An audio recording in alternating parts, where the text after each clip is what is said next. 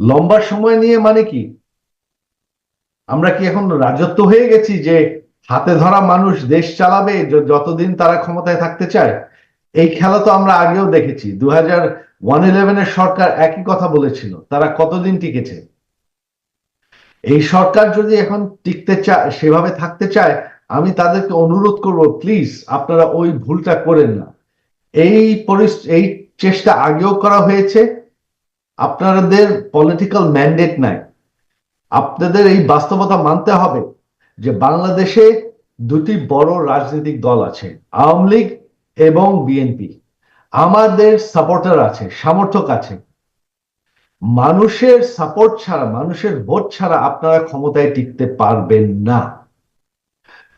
111-এর সরকার চেষ্টা করেছিল যে তারা সংস্কার করবে, শেষমেশ কি হয়েছে?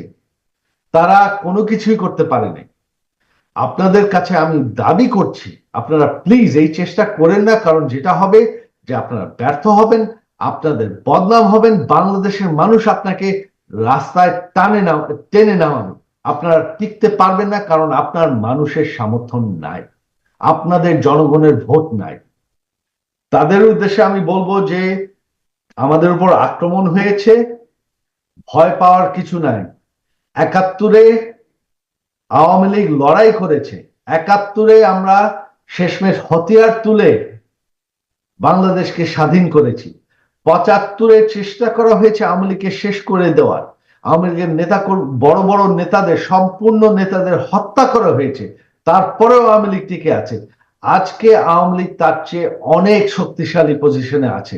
আওয়ামী লীগ এখন এত শক্তিশালী, আমাদেরকে কেউ দাবায় রাখতে পারবে না। আওয়ামী লীগের নেতৃত্বের অভাব নেই। আমি সজীব ওয়াজেদ জয় আছি, বঙ্গবন্ধুর নাতি। আমি আওয়ামী লীগের সাথে আছি। আওয়ামী লীগকে আমি ফের ক্ষমতায় আনবো, আজকে হোক, কালকে হোক, 4 বছর পর হোক, 5 বছর পরে হোক। আওয়ামী লীগ ফেরত ক্ষমতায় আসবেই আসবে, কারণ আওয়ামী লীগ হচ্ছে বাংলাদেশের সবচেয়ে বড় রাজনৈতিক দল।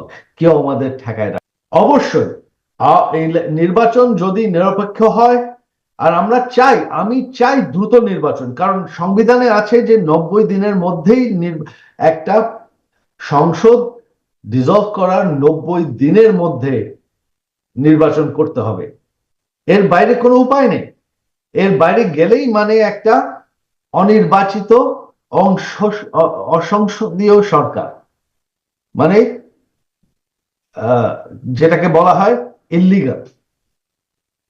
তো আমার বিশ্বাস, গত 15 বছরের যে উন্নয়ন বাংলাদেশের মানুষ দেখেছে, ভোগ করেছে, যে শান্তি ভোগ করেছে, হ্যাঁ সরকারের ভুল হতে পারে, অবশ্যই ভুল হয়েছে। তবে এই যে শেখ হাসিনার সরকারের যে উন্নয়ন আর শেখ হাসিনার সরকারের যে শান্তি এনেছে, এইটা কেউ অস্বীকার করতে পারে না। আজকে কি পরিস্থিতি বাংলাদেশে, কি পরিস্থিতি! সবার উপর হামলা হচ্ছে, কোনো আইন শৃঙ্খলা নাই, হিন্দুদের উপর হামলা হচ্ছে, স্বাধীনতার চেতনার উপর হামলা হচ্ছে। 15 বছর এই অশৃঙ্খলা বাংলাদেশে, এই বিশৃঙ্খলা ছিল না, কারণ আওয়ামী লীগ এটাকে নিশ্চিত করেছে। তো আপনারা যদি সেই শান্তি ফিরে চান, সেই উন্নয়ন ফিরে চান, আপনাদের একটাই উপায়, কারণ আপনারা অন্য সরকার দেখেছেন, কোন সরকার বাংলাদেশের এরকম উন্নয়ন করতে পারেনি। আর যদি আওয়ামী লীগকে ফের ক্ষমতায় ভোট না দেন, বাংলাদেশ পাকিস্তান হয়ে যাবে, সোজা কথা। আপনারা, এটা বাংলাদেশের মানুষের উপর। আপনারা যদি চান বাংলাদেশ পাকিস্তান হয়ে যাক, আওয়ামী লীগকে ভোট দিয়েন না। তবে আপনারা যদি না চান যে বাংলাদেশ পাকিস্তান হয়ে যান, আপনাদের একটা মাত্র